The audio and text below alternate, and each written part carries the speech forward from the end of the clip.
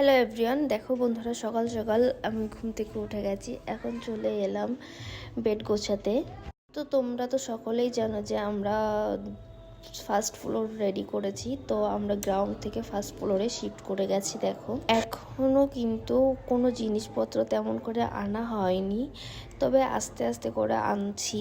তো দেখো এখানে একটা বেড রেডি হয়ে গেছে। বেডটাও আমি উপরে শিফট করে দিয়েছি একবারে, যাতে কোনো আর প্রবলেম না হয় পরবর্তীতে।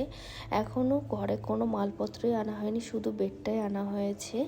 আর আমরা আজ রাতে ছিলাম এখানে, তো খুবই ঠান্ডা। আমি যেখানে থাকবো আর টেডি সেখানে থাকবে না, সেটা কখনো হতে পারে? তো সেই জন্য আমার সাথে সাথে টেডিদেরকেও আজ দোতলাতে শিফট করে দিয়েছি ফার্স্ট ফ্লোরে। তো দেখো এখানে কিন্তু খুবই ঠান্ডা, আর যখন জিনিসপত্র চলে আসবে আশা করি একটু ভালো লাগবে।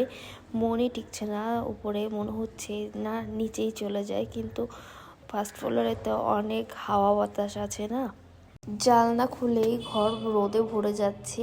খুবই ভালো লাগছে। আসলে নতুন নতুন জায়গাতে একটু মানিয়ে নিতে সময় লাগে, যদিও বা এটা আমারই বাড়ি, তাও কেমন একটা লাগছে। যাই হোক, দেখো এই যে আমার বেড গোছানো টোটালি কমপ্লিট হয়ে গেছে। তো তোমাদের সাথে আজ একটু ছোট্ট মিনি ব্লগ শেয়ার করলাম।